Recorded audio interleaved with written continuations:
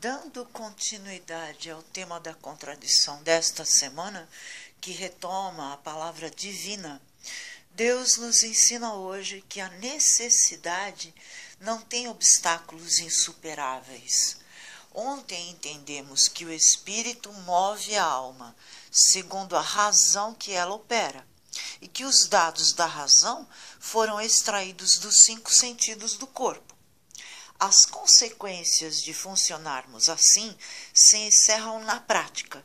Se a alma for racional, o espírito a moverá e ao corpo em busca do bem.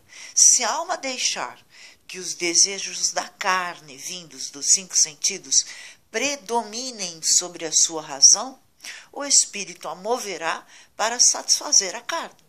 Daí a necessidade de ser racional, para que construamos nossa vida a fim de conseguirmos o bem comum. Chamo a atenção para a primeira leitura, Paulo aos Colossenses, versículos 21 a 23. Vós, que outrora éreis estrangeiros e inimigos pelas manifestas más obras, eis que agora Cristo vos reconciliou pela morte que sofreu no seu corpo mortal, para vos apresentar como santos, imaculados e irrepreensíveis diante de si. Mas é necessário que permaneçais inabaláveis e firmes na fé, sem vos afastardes da esperança que vos dá o Evangelho que ouvistes, que foi anunciado a toda criatura debaixo do céu, e do qual eu, Paulo, me tornei ministro. Jesus ofereceu seu corpo em sacrifício para que todos os erros humanos fossem anulados e assim nada pudesse impedir a prática do bem em nós e para os outros. Mas há certo temor de não estarmos senão à mercê dos sentidos próprios e os sentidos do outro.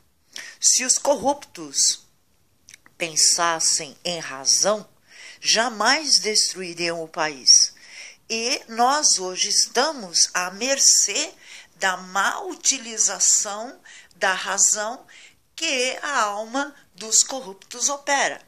Então, desse modo, a necessidade de estarmos todos com Deus é imperativa e é conseguida pela fé, oração, esperança e busca de sua palavra. Chamo a atenção para o Salmo responsorial 53, versículos 4, 6 e 8. Ó meu Deus, atendei minha prece e escutai as palavras que eu digo.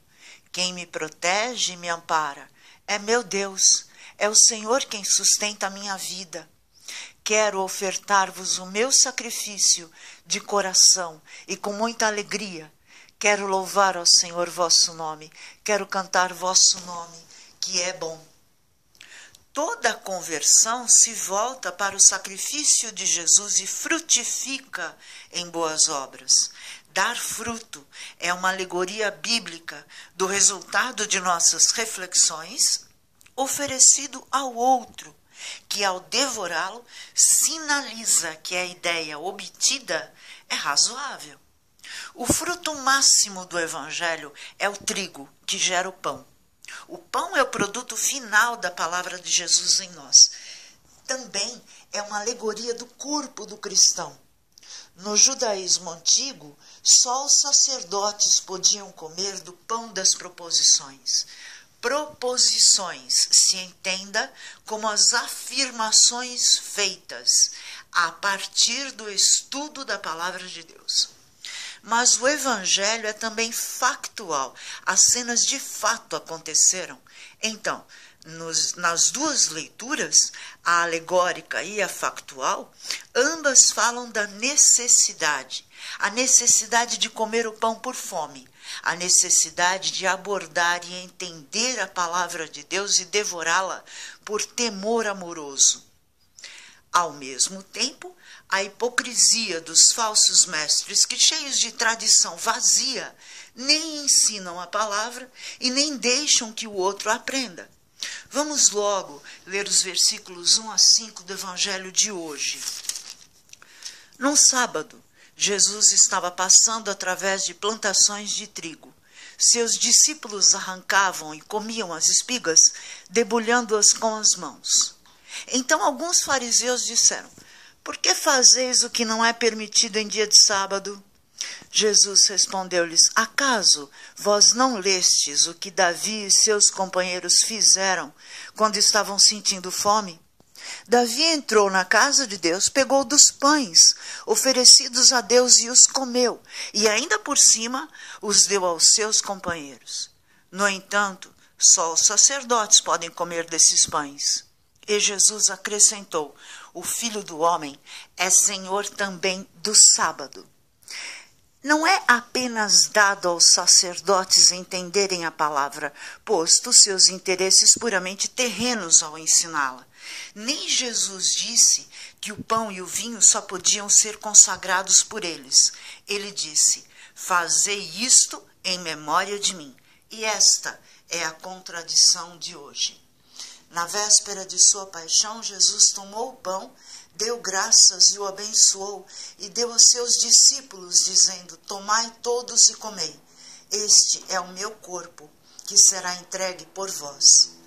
Do mesmo modo, ao fim da ceia, ele, tomando o cálice em suas mãos, deu graças, o abençoou e entregou a seus discípulos, dizendo: tomai todos e bebei.